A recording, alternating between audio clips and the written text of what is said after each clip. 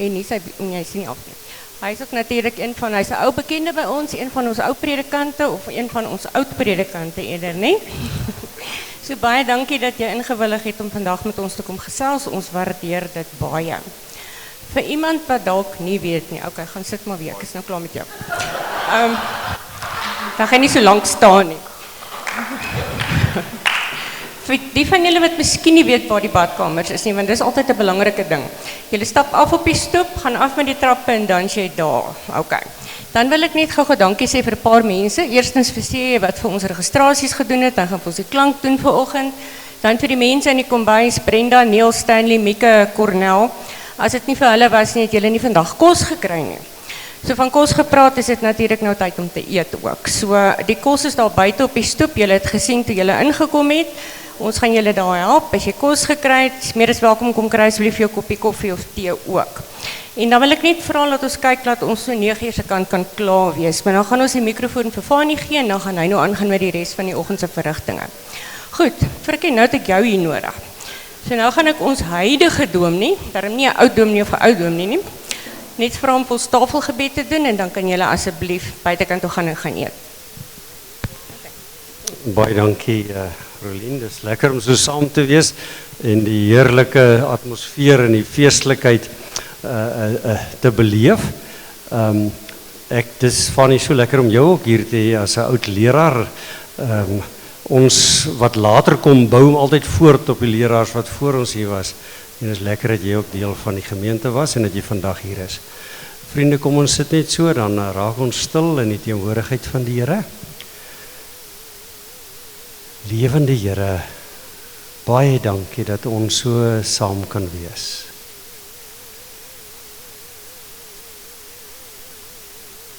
Dankie dat U self hier teenwoordig is.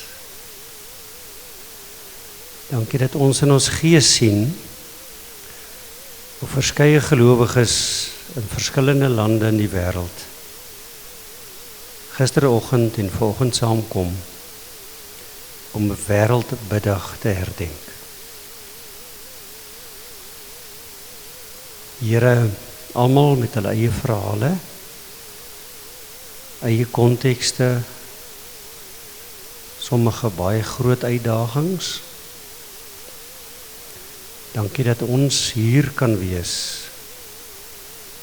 en dat ons in die gemeente ook hierdie dag kan herdenk en saam kan dink. Baie dankie vir die heerlike saamwees.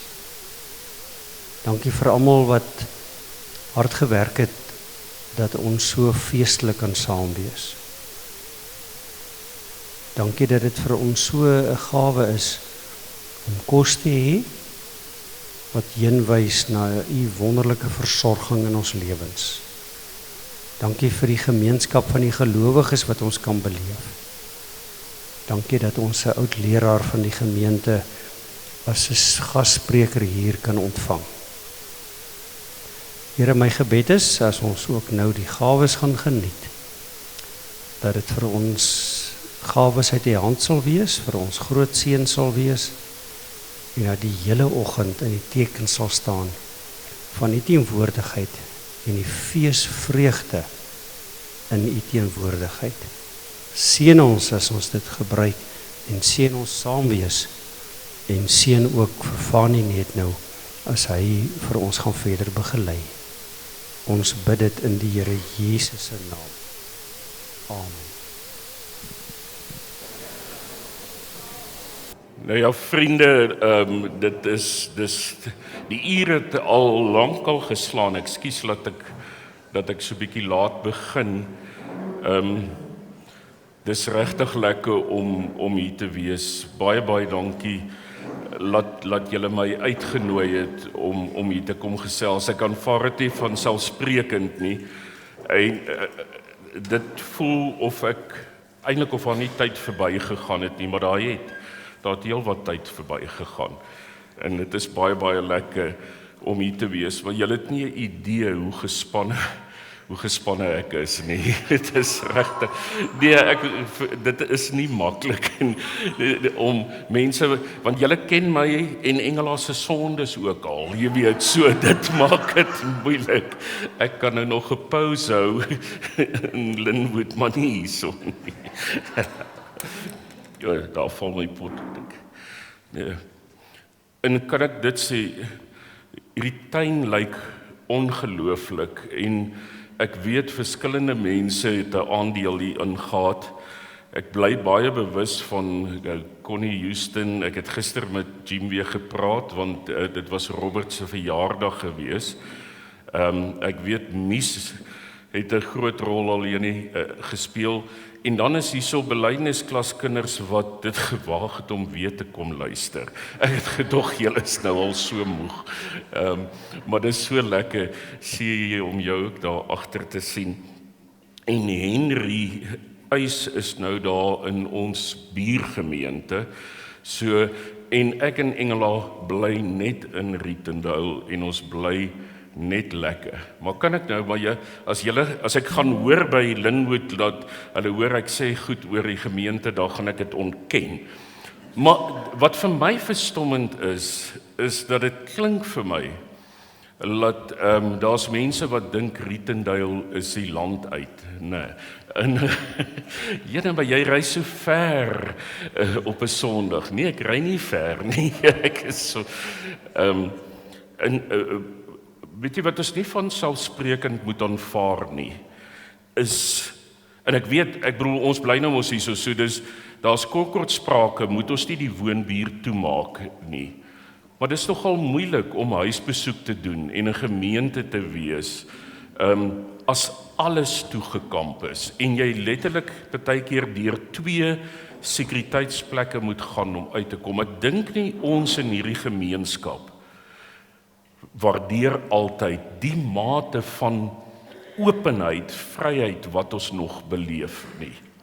En ons moet dit koester solank as wat ons gemeenskap kan beoefen.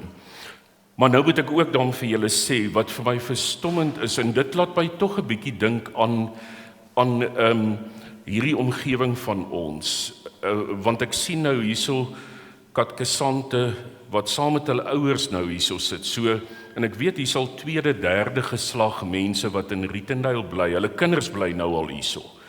Ek moet sê dis ook in Linwood so, laat die kinders kom ook weer terug daar waar die ouers gebly het, en dit sê tog iets van gemeenskap, en ek dink in daai opsig is ek en Engela gelukkig gewees. In Jacaranda het ons gemeenskap beleef, en dit is 'n klein gemeente, nie eens 'n vierkante kilometer groot nie. In Riviera was ons onmiddellik deel van die gemeenskap, want Rietendale is 'n gemeenskap. Riviera, nou bietjie minder as destyds, ek praat nou van die woonbuurt, dis gemeenskap. En ek moet sê, in Linwood ook, is eintlik verstommend, hoe dit ook maar gemeenskap is daaroor, en dis baie, baie lekker. En ek dink steeds, Frikkie, en daar kan jy en Raylien sê, maar meestal is dit 'n ongelooflike voorreg om in gemeenskappe saam met gemeentes die Here te kan dien. En ek weet, ek het nog 'n jaar oor, min of 'n jaar en 2 maande, 'n jaar en 'n maand oor. Maar jene, ek en Engela kan terugkyk en sê, mense was goed vir ons gewees. Die Here was goed vir ons met die mense wat hy oor ons pad stuur. En as ek dit sê, dan kan ek julle in julle oë kyk. En ek weet hier is mense wat ons nou nie ken nie, want julle dalk bietjie later in die gemeente gekom. Maar dankie dat julle nog altyd goed is vir Dominees en vir my en Engela ook. En dankie dat julle ons aanvaar het as deel van julle en dat ons steeds deel van julle kan wees op 'n manier. Dankie vir julle egte belangstelling wat nog nooit opgehou het nie. Party van julle sien ek meer. Ek en Hannes probeer tennis speel, maar Engela vra baie keer, ek weet nie of Liesbeth ook so is nie, praat julle of speel julle tennis? En mens kom nie altyd weer by mekaar uit ook nie, nee. Ek sien Linda nog te veel, want sy is Woensdae aande sukkel sy om in te kom op Zoom, maar meeste van die tyd is sy nog deel daarvan. Dis lekker om hier te wees. Frikkie, baie dankie dat ek vanoggend hier kan wees. En hierdie plek lyk onbeskryflik mooi, hoe alles gevestig is nou al. Dit lyk vir my, maar julle moet nie vir Rolf sê, ek het dit gesê nie, nee, maar Rolf is regtig goed in wat hy doen, is dit nie? Nee, daai man het 'n klomp energie en 'n averegse manier van goeders doen. Ek hoor die energie en ek beleef die energie. Die plek lyk ongelooflik mooi en hier's geslagte wat hier 'n rol gespeel het. Dankie dat ek in Engeland deel van julle lewe kan bly. Frikkie, ek sê hierdie goed omdat ek senuweeagtig is. Dit niks die manne rede. Wêreldbedag vir vroue. En nou het ek in die Nuwe Testament, ek gaan nie baie verder as julle weet, as Matteus nie. Ek kom selde verder as Matteus. Maar goed, so ek gaan nou maar ook hierso weer stop. Johan, as hy nou nog een keer val, dankie. Goed, vriende, kom ons sluit die oë net vir 'n oomblik. En as ons die oë so sluit, dan dink ons in die eerste plek aan die Here in wie se teenwoordigheid ons hier is. Here, baie dankie vir die lag en die gesels. Dankie vir die bekommernisse wat ons so om 'n tafel dalk gedeel het. Dankie vir die vreugde wat ons gedeel het. En as ek hier so staan, dan sien ek wie se lewensmaats sit nie langs hulle vanoggend nie. Want hulle lewe is ook met U verenig. Baie dankie Here vir die lekker kos, vir ontbyt, vir spek en eiers, en sommer net lekker aardappels. Dankie dat U ons voed. Baie dankie vir die geselskap. Boonbehalwe dankie vir gemeenskap. In die eerste plek gemeenskap in Riviera, Rietendale, stukkie van Rietfontein en Gesina, waarna ons deel. Baie dankie dat U goed is vir ons gemeenskap, ten spyte van uitdagings. Dankie dat ons hier in ons stad meer kere mense in ons woonbuurte het, wat ons dien op die stadsraad, en wat regtig die gemeenskap se belange op die hart dra. Ons dink aan Melchisedek hier in ons omgewing, wat die heel tyd, of ten minste Here, solank as wat ek kan onthou, 'n bekommernis, 'n las, soms 'n stukkie aggressie en vrees by ons inboesem. Ander kere, as ons mense in hulle lot in die oë kyk, dan besef ons daar's in hierdie lewe nie maklike antwoorde nie. En dat in hierdie lewe is ons dikwels maar mense wat hier magsugtig is as spionne op 'n skaakbord. Wil ek amper sê nie eers geskei word nie, maar dikwels net omgestamp word.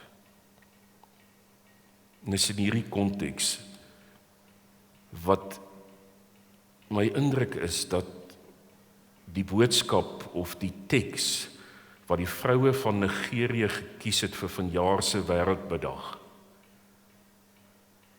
dalk tog baie ter sake is vir ons vandag. Seën ons in ons nadenke aan die hand van die woord in ons gemeenskap met mekaar vanoggend. Bid dit in Jesus Christus se naam. Amen. Vriende, ek sluit nou aan by die tema vir die Wêreldbiddag. En ons weet dat intussen het die Wêreldbiddag baie inklusief geword, ook in terme daarvan dat dit mans en kinders ook insluit. Nou die vroue van Nigerië, dis die mooiste skets wat die kunstenaar gemaak het. So is ook 'n jong vroue student van Nigerië wat die kunswerk gemaak het, wat ek nou ongelukkig nie saamgebring het nie. Maar ek dink dit is nogal nie toevallig dat 'n land soos Nigerië dan nou vanjaar verantwoordelik was vir die Wêreldbiddag vir vroue se tema nie. En dit is al, as ek dit nie mis het nie, het ek raak gelees in 2018 is dit al besluit dat dit word so 'n paar jaar vooruit beplan. En Nigerië, wat 'n land is wat kultureel nog meer divers as Suid-Afrika is. En dan Nigerië, wat ons iets van die konflik wat in die Midde-Ooste nou aan die gang is, laat iets van daai konflik speel sigself nog altyd in Nigerië af. En hoekom ek maar al te bewus is daarvan, 'n Ou Testament kollega van my, Emmanuel Uzwe, hy is van die Tiv tribe in Nigerië en hy sou met oorgawe altyd vertel het dat sy tribe is die stam wat die suidbeweeg van die Islam gestuit het. Maar dit het ook beteken dat oorlog deel van hulle lewe is vandag nog. En iets van wat sigself in die Midde-Ooste afspeel, speel hom eintlik op 'n daaglikse basis in Nigerië ook af.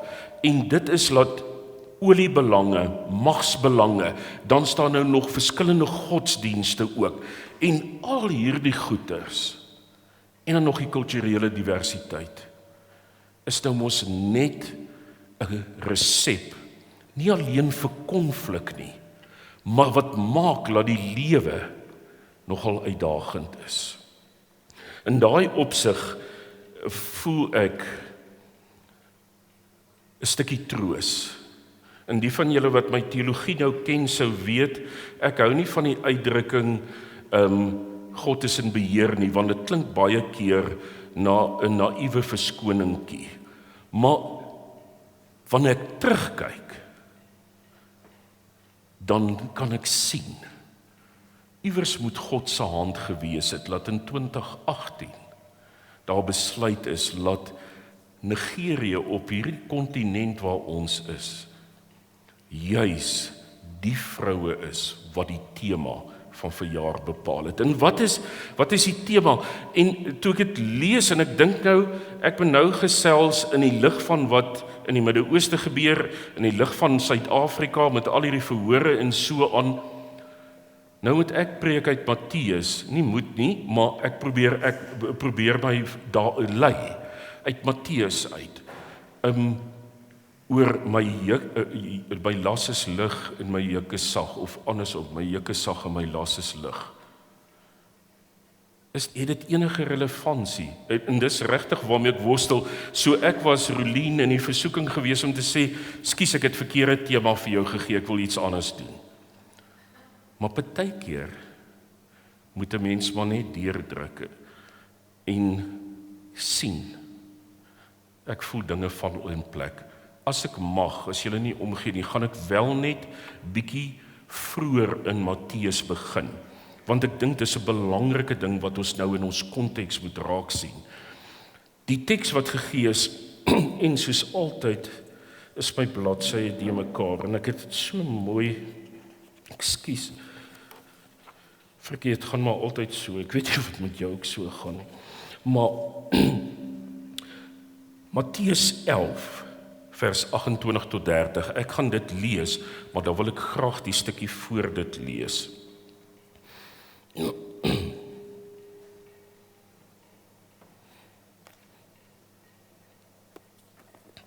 Matteus 28 tot 30. Matteus 11, ja baie dankie. Matteus 11 vers 28 tot 30. kom na my toe, almal wat vermoeid en swaar belas is. En ek wil vir julle sê, hierdie swaar belas is die beste vertaling van die Griekse woord wat hier gebruik word, want dit is die bedoeling. Ek het dit nou vanoggend weer net gaan bevestig. Almal wat vermoeid en swaar belas is. En nou is die interessante ding wat die woordeboeke doen, is om te sê, hierdie swaar belas kan regtig na fisieke las verwys. Maar dit het ook iets te doen met 'n uitgeput, uitbranding wees. Laat jy op daai put kom, en nou weet julle almal beter as ek, laat uitbranding het weinig te doen met jou fiksheid. Uitbranding het te doen, laat jy net met soveel goed op 'n emosionele vlak gekonfronteer word, dat jy eenvoudig net nie in die oggend uit die bed uit kan opstaan nie. En dis nogal die bedoeling wat Jesus hierso het, as jy die woordeboeke kan glo, en ek doen dit nog op die punt. Kom na my toe, almal wat vermoeid en swaar belas is, en ek sal julle rus gee. Nou rus, kyk, dit het ons daarom in katekisasie al geleer, nee. Die rusdag is nie 'n dag wat jy nie mag swem en perdry en sport beoefen nie. Die rusdag is 'n dag wat ons daaraan dink, dat dit God is wat vir ons sorg. Dat wat ek het, wat ek ontvang het, kom van God af. En rus het daarom nie te doen met lui lekker wees nie, maar rus het daarmee te doen, waar kry ek my energie vandaan? En daarom is rus nie noodwendig, partykeer moet jy op die naad van jou rug lê, partykeer moet jy jou oë toemaak en 'n 40 wings vat, maar rus het in besonder daarmee te doen, dat jy weer beleef, ek kry energie, emosioneel of andersins. Ek sal julle rus gee. Neem my juk op julle en leer van my, omdat ek sagmoedig en nederig van hart is, en julle sal rus vind vir julle gemoed, want my juk is draaglik. Dit is vir my verskriklik mooi vertaling hierdie ook, die 2020 vertaling, want my juk is draaglik, en my las is lig. Nou, voordat ek wil nou 'n bietjie praat nogal oor 29 en 30, maar die gedeelte wat ek nou wil lees, wat nie deel is van die Wêreldbedag program van jaar nie, maar dit is tog konteks wat ons se gedagte moet hou. Hy begin so, en nou moet ek dit kry in vers, julle, ek wil net gou kyk waar is dit, julle hoor, ekskuus, ek het dit nou nie gemerk nie. Ja, vers 25, en ek wil dit sê, omdat dit word, die betekenis van die teks word partykeer verskraal.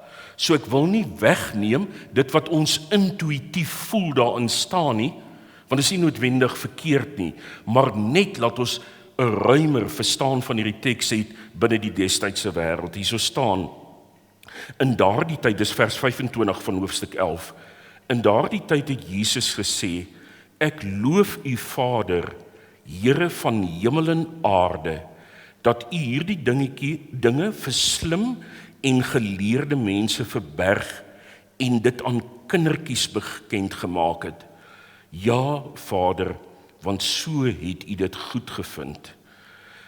Nou, hoekom ek daar bietjie wil klem lê, ons moet net onthou, in die antieke wêreld, omdat kinders dikwels nie by 'n kleuterfase verbygeleef het nie. Onthou, ons het nie penicillin en antibiotika en al die mediese goed gehad nie. So dikwels, en dit weet julle, dit klink nou vir julle asof ek hierdie goed al dikwels gesê het, maar ek het.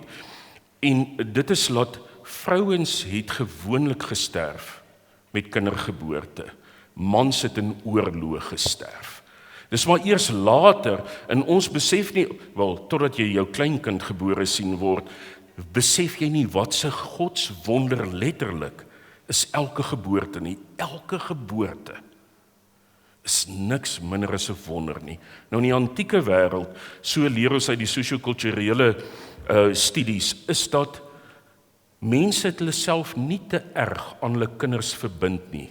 Hulle moes eers sien of die kinders net daarom so kleuterfase haal. Want as die kinders daar uitgekom het, dan het hulle 'n beter kans gehad. En dit is regtig so, dit wat ek nou sê, is eerlikwaar so. Mense het nie te vroeg hulle aan kindertjies verbind nie, want wie het geweet of hulle gaan oorleef. Ander ding is, omdat kinders in die destydse wêreld gesien en nie gehoor is nie, en as hulle dan nou kon goeders doen, dan die dogtertjies gaan water haal, en die seentjies het die bokke en die skape opgepas, totdat hulle nou puberteit bereik het, en dan kon hulle die betekenisvolle bydrae lewer. Nou wanneer Jesus hier oor kindertjies praat hy nie in die eerste plek oor daai kindertjies nie, hy praat oor mense wat in die gemeenskap so min geag word, laat niemand hulle aan daai mense wil verbind nie. En Jesus sê, in besonder, nie uitsluitlik nie, maar in besonder, het my Vader sy wil bekend gemaak aan diegene met wie ander mense eintlik nie wil meng nie. Vir die kindertjies, wat met ander woorde so kinders was, mense wil hulle nie aan jou verbind nie, want dit is nie die moeite werd nie. Nou, 'n ander belangrike ding wat ons net moet raak sien, en dalk is julle verveeld al ook met hierdie opmerking, maar onthou net, antieke mense was nie individualiste gewees nie. Ons noem hulle, dit weet julle ook, die hadiese persoonlikhede. Met ander woorde, dit wat ons in Afrika hoor, ek is 'n mens, omdat ek ingebed is in ander mense. Ek is 'n mens, want ek is deel van ander mense. Ons westerlinge het ons self losgemaak. En ons bedoel nie noodwendig negatief daarmee nie, maar ek moet my eie persoon word. Dit was vir my Paule die grootste en die belangrikste ding, is laat ek uitstyg, né? Hy het 'n bietjie meer geleerdheid as sy pa gehad. Ons het bietjie meer geleerd as hulle gehad. Hulle het so inkomste gehad. Dis wonderlik dat ons bietjie 'n beter inkomste het. Nee, jy bedoel jy wil opgaan. En ons maak ons kinders ook groot, laat hulle selfstandig kan funksioneer in hierdie wêreld. En daar's niks daarmee fout nie. Daar's niks daarmee fout nie.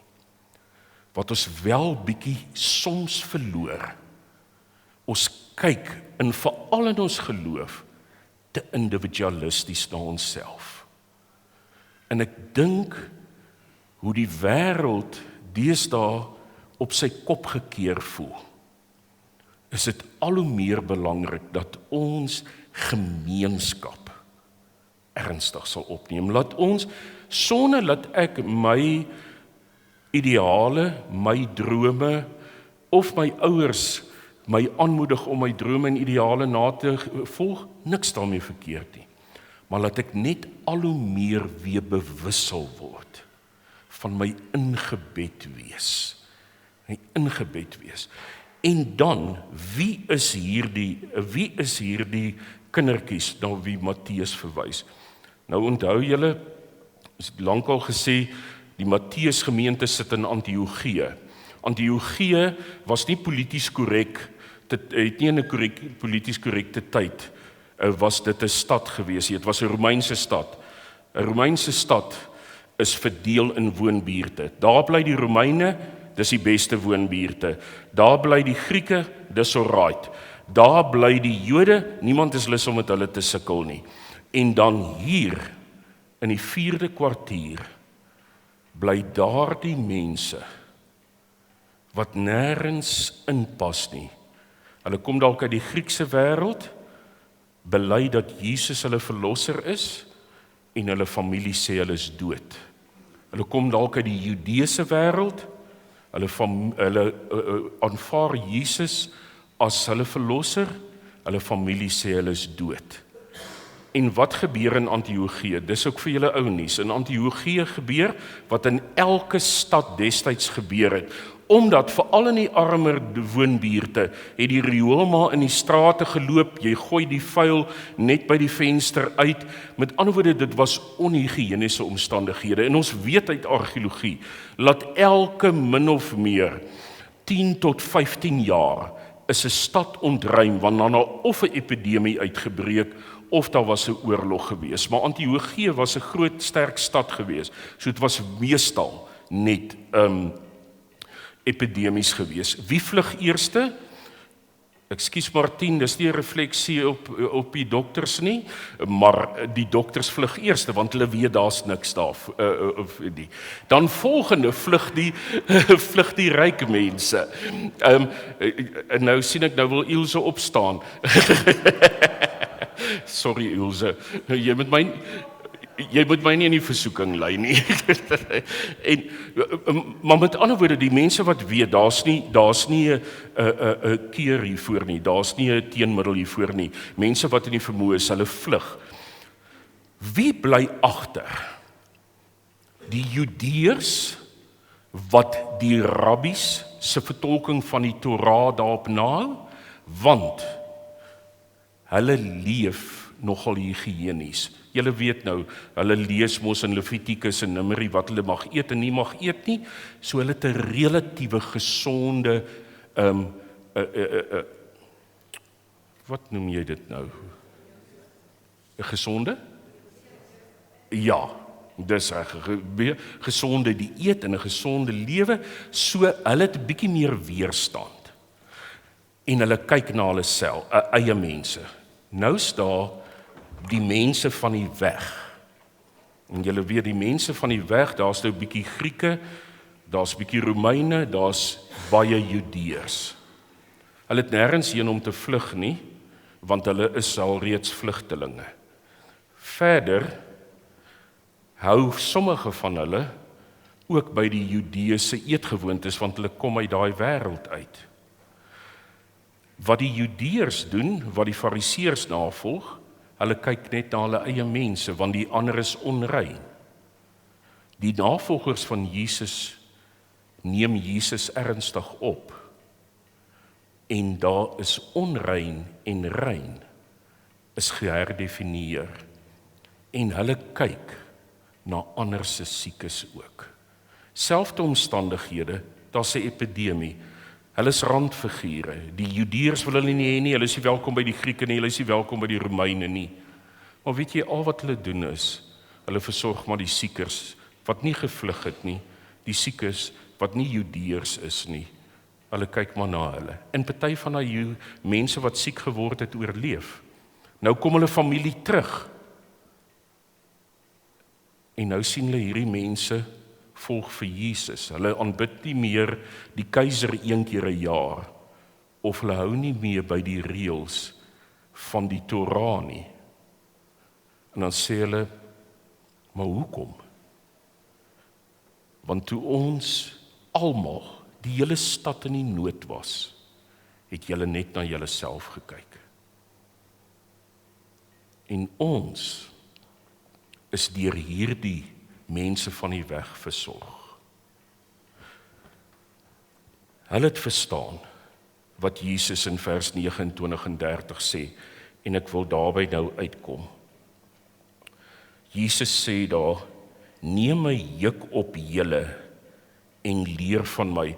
Nou, dit weet ek is ook vir julle ou nuus, is dat die juk hierso is 'n verwysing na Jesus se vertolking van die Torah, van die Genesis, Exodus, Levitikus, Numeri, Deuteronomium.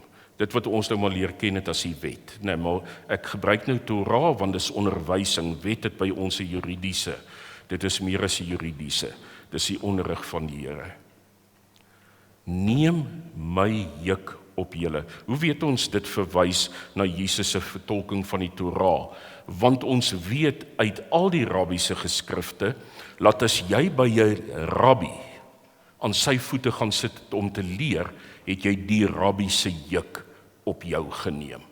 En dit is interessant, ek het dit nie geweet nie. 'n juk is nie alleen 'n juk in die sin van wat jy beeste of donkies of perde mee inspan nie. Dit kan ook verwys na daardie lat wat vrouens op hulle nek dra met hierdie kant en daai kant water. So dit kan ook verwys na 'n balanseerstaaf of na 'n juk. En Jesus sê vir hulle, neem my vertolking van die Torah op julle. Hoe weet ons hy sê dit? Want hy sê dan die volgende woorde, leer van my. Moenie leer wat julle hoor by byvoorbeeld die fariseërs nie.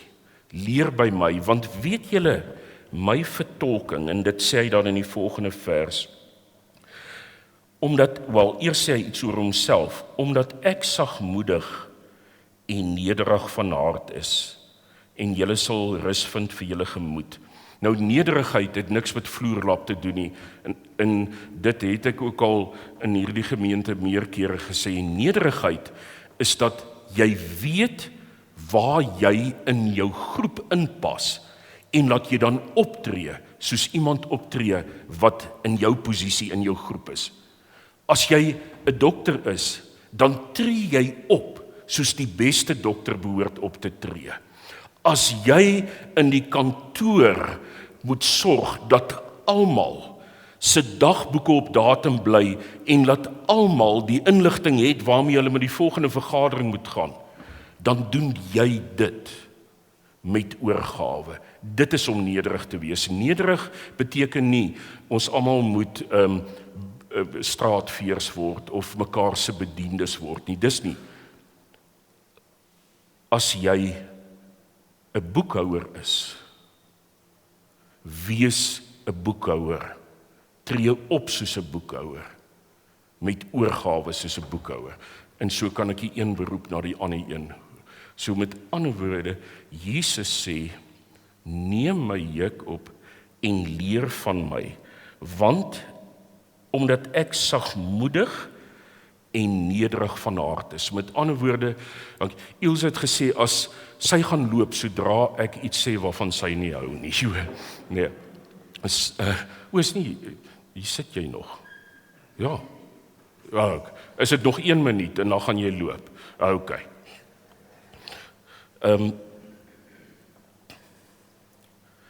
Met ander woorde, Jesus sê, leer by my, want ek is wie ek is.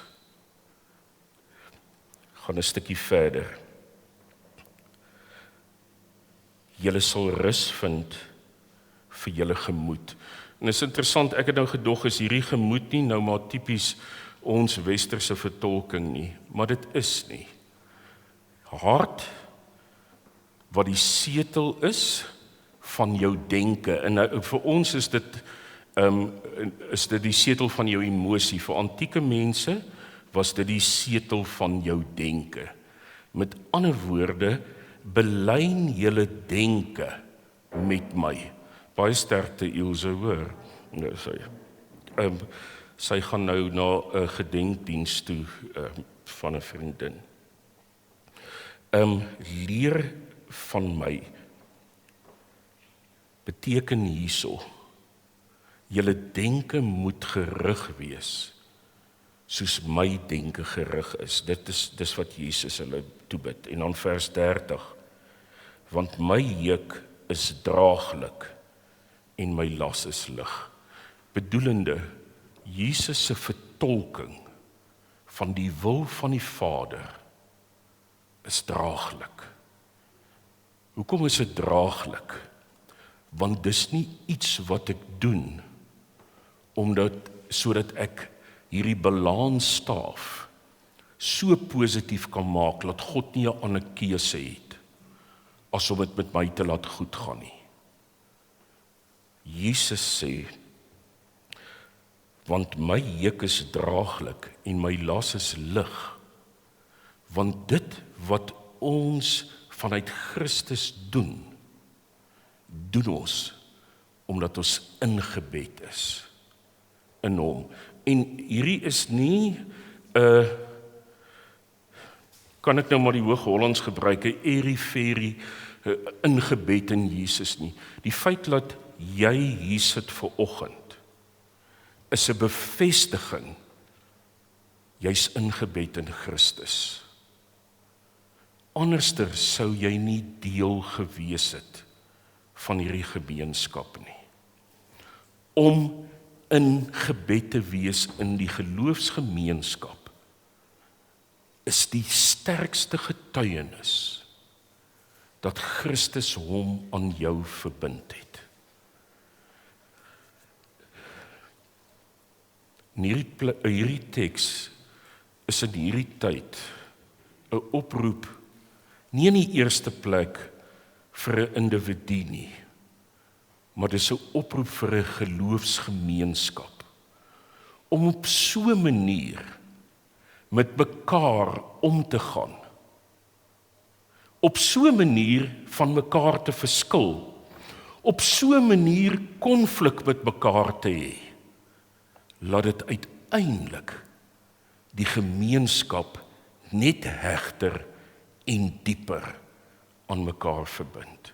En ek sê doelbewus, ek sê dit nie om vreemd te klink nie, ook in konflik, want as daar nie verskillende opinies is daar nie, as daar nie soms konflik is nie, as daar nie soms ernstige argument is nie, is daar nie gemeenskap nie. Want ons is nie replikas van mekaar nie. Die Here het steeds hom te gelyk aan elkeen van ons persoonlik verbind. En tot die mate wat jy jouself kan uitleef in 'n geloofsgemeenskap, gaan jy beide geborgenheid voel, maar soms ook voel, maar iemand irriteer jou nou met wat hulle sê. Of jy gaan agterkom, ons sal nog 'n keer kerkraadsvergadering moet hou, sodat ons almal min of meer nie op dieselfde bladsy kan kom ter wille van die bladsy nie, maar ter wille van ons roeping in hierdie deel van ons stad. Die laaste ding wat ek wil sê, is 'n bietjie verder van ons huis af. Laat ek dit as 'n oorgang gebruik. Ek beleef nog altyd, en ek in Engela bly, in Gesina, Rietfontein, Riviera, Rietendale omgewing, van 1989 af. Mei 1989. Hierdie gemeenskap is gemeenskap. Nog altyd vir ons gewees. En dit is hoekom dit ook nie nodig was om te trek elke keer as ek na 'n ander gemeente toeskuif nie. Want gemeenskap het ons nog altyd hier beleef. En ek dank die Here vir die gemeenskap van gelowiges in hierdie deel van Pretoria. Dit beteken nie in ander dele is daar nie, maar ek het net ervaring in hierdie klein deeltjie. Hierdie gemeente leef 'n roeping nog altyd uit, 'n getuienis. Eers as Jacaranda en as Riviera. Vandag as Riviera Jacaranda. En ek was nou mos deel daarvan, ek weet, dit het 'n aanpassing gekort. En daar's altyd nog steeds aanpassings. Maar kan ek dit sê? 'n Noordelike Sinode in die NG Kerk, as daar sprake is dat gemeentes toegemaak moet word, dan wil ek in een krimp. Hierdie verhaal, wat in hierdie gemeenskap gebeur het my bediening nuwe betekenis gegee, en dit is 'n verhaal wat ek bly vertel elke keer, as ons praat oor gemeentes wat kleiner word. Dink nie ons wat hierdie pad saam met mekaar gestap het, besef die godswonder wat hier gebeur nie. Ek dank die Here, laat ons saam deel kan wees daarvan, nie omdat ons oulik is nie, maar dat ons op daai stadium saam met mekaar was. Nou iets hiervan moet verder kring.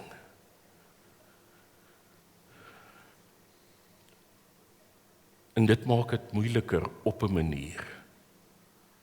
Want in ons land is daar mooi verhale, maar daar is ontstellende verhale wat op die nuus afspeel. En dit laat my dink, veral as ek dink aan die konflik in die Midde-Ooste. En ek dink ek het dit by Nuwe Testamentikus Marcus Borg gelees, hy is ook nou al oorlede, maar hy het gesê, al wat ek elke dag met my mag moet doen, is ek moet dit relativeer. En wat hy daarmee bedoel het, is ek moet my mag gebruik om diensbaar te wees. En toe ek die verhaal gelees het van bietjie van die vroue in Nigerië, 'n verhaal wat ek nie geken het nie, het dit my weer opnuut laat besef wat so ondankbare roeping dit is om in 'n gemeenskap diensbaar te bly, terwyl daar konflik is, baie spesifiek in Nigerië, konflik tussen moslimgroepe en Christengroepe, konflik tussen verskillende tribes in Nigerië. In daai tyd steeds vrouens gaan haal water, vrouens dryf handel, vrouens bring kinders in die wêreld, vrouens word verkrag, vrouens het nie dieselfde posisie as mans nie. Vrouens bly draers van die evangelie. Mag ons regtig vir oggend, en nie net vir oggend nie, elke Sondag as ons as gemeente bymekaar is, elke Bybelstudiegroep wat nou al vir donkie jare aangaan, en jammer vir die manne wat nou al so lank saam met oom Niek Bybelstudie hou, julle is seker al moeg vir oom Niek se stories, nee, ek neem julle nie kwaadlik nie, hy ook nie, nee, maar elke keer as jy so bymekaar kom, besef net, dis 'n gawe, die gemeente, elke gemeente, is 'n gawe uit die hand van die Here vir die gemeenskap. En mag ons as gemeenskap van gelowiges altyd ons roeping bly uitleef. Het gaan nie nou onmiddellike invloed hê in die Midde-Ooste nie. Het gaan nie nou onmiddellik 'n invloed hê in die weste of die ooste van Pretoria nie. Maar ons is nou hier.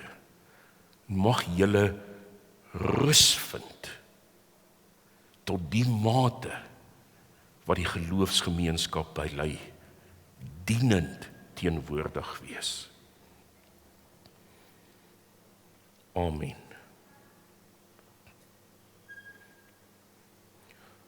Ek het hierdie keer 'n gebed uitgeskryf, want ek is bang ek bid of laat iets uit wat ek graag sou wou bid vir oggend.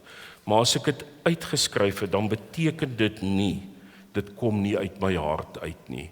Ek het dit uitgeskryf, omdat dit uit my hart uitkom. En kan ek dan net, as ek dit bid, en ek gaan die seën aan die einde uitspreek, dankie vir die gasvryheid, dankie vir die oorweldigende, net somme tuiskomsbelewenis wat ek het, en dit sê niks oor die gemeente waar ek tans is nie, want ek voel daar ook elke dag al hoe meer tuis. Dankie vir die lekker ontbyt. Dit is hoe 'n ontbyt moet lyk. Baie dankie daarvoor. Al is dit bietjie Brits, dis alright. En sommer net dankie, Frikkie, dat julle my hier ontvang het, Rolien, vir die uitnodiging. Jy weet, my kollega sê, ja, hulle het seker niemand anders gehad om te nooi nie, nou dog hulle kos nooi die ou dominee, dan weet ons daarom, baie dankie vir die uitnodiging, en baie seën vir die gemeente en haar bediening hier. Dit is so lekker om op 'n manier deel van die gemeenskap te mag bly. Ek bid vir ons. Here ons Here, Here ons God, Vader van barmhartigheid, U die bron van rus vir 'n moe wêreld. Ons kom vandag na U toe, omdat U ons nooi. Ons het U lief, omdat U ons eerste lief gehad het. Here, U ken ons vreugde, U ken ons laste, U sien ons moedeloosheid, U hoor ons sugte. U weet van elke hart wat vandag hier sit met vrese, vrae, pyn, maar ook hoop, ook opgewondenheid, ook vreugde, want dis die veelkantigheid van ons lewens. U sê, U nooi, kom na my toe, ek sal julle rus gee. En Here, daarom is ons vanoggend weer hier. Natuurlik, o Here, omdat ons weet hier's lekker ontbyt. Natuurlik, omdat ons weet ek gaan die een en daai een weer bietjie sien. En ek het nog 'n storie vir hulle om te vertel. Baie dankie, Here, dat ons in besonder by mekaar U rus kan beleef. Terwyl ons kos opskep, terwyl ek vir die volgende persoon 'n koppie koffie aandra, terwyl ons na die tyd hier moet opruim weer. Juis dit, beide die ontvang en die gee, is die rus wat ons uit U hand ontvang. Gee dat ons dit sal besef. Ons bid vir onsself, Here, vir die laste wat Riviera Jacaranda gemeente dra as geloofsgemeenskap, maar ook die bekommernis in elke individu se hart. Party van dit steek ons weg. Ander daarvan loop ons sommer op die mou mee. Dankie dat ons beide kan beleef as dat U omhels dit.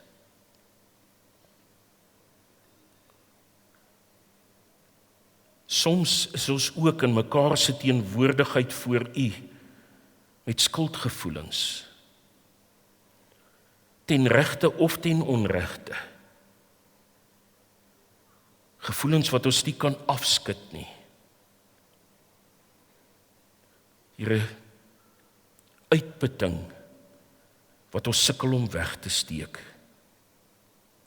Gee asseblief vir ons die rus wat nie net stilte is nie, maar herstel is, nie net 'n pouse nie, maar 'n nuwe manier van leef. Want dis wat ons hoor in Matteus.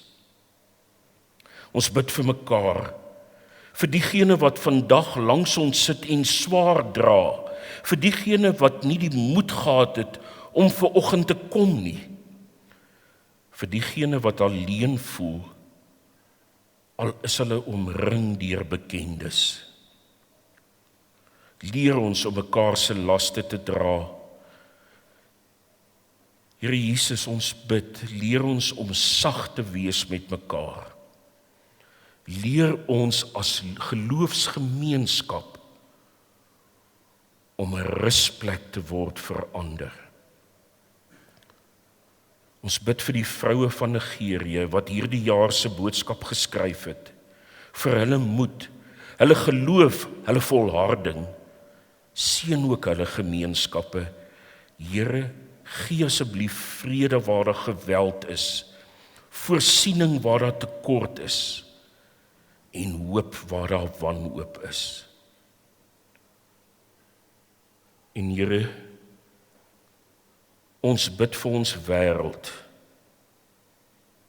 'n wêreld wat brand, 'n wêreld wat flenters geskiet word, 'n wêreld wat dors na vrede, maar soms blind is vir hulle eie aandeel in onvrede. Ons bring baie spesifiek vanoggend voor u die konflik in die Midde-Ooste, die spanning tussen Iran, Verenigde State van Amerika en Israel, die geweld wat mense se lewens verskeur, die vrees wat oor ons gevermoorde families hang, want ons het familie of vriende in die Emirate, in Saudi, in Turkye.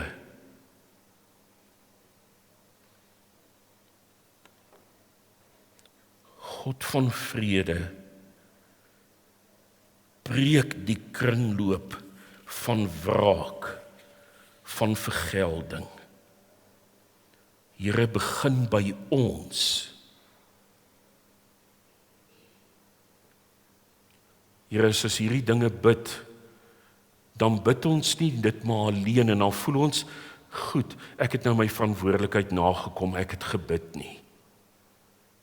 Here, maar soos die woord ons leer, gee dat ons na hierdie gebed se amen sal opstaan en ons roeping gaan leef as ons hier uitkom, ooreenkomstig ons gebed tot U. Dankie Here vir ingebed wees. Dankie Here vir kos, vir klere. Dankie Here vir elke skouer om op te huil. Vir elke mens wat langs ons sit, langs ons staan, wat weet. Maar dankie Here dat U ons deur en deur ken. Dankie vir vanoggend se rus. Seën ons in die naam van die Vader, die Seun en die Heilige Gees, sodat ons tot seën vir U wêreld kan wees. Amen. Mag ek asseblief die seën uitspreek en wat julle nou ken.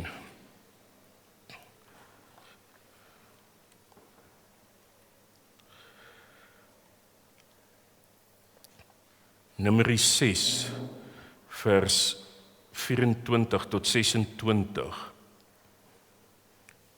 Die weet hoe die Here vir Moses gesê het, sê vir Aaron en sy seuns, so moet julle die Israeliete seën. Die Here sal julle seën en julle beskerm. Die Here sal tot julle redding verskyn en julle genadig wees. Die Here sal julle gebede hoor en aan julle vrede gee. So moet julle my naam op my mense lê en ek sal hulle seën. Mag julle dit beleef. Amen. Baie dankie julle.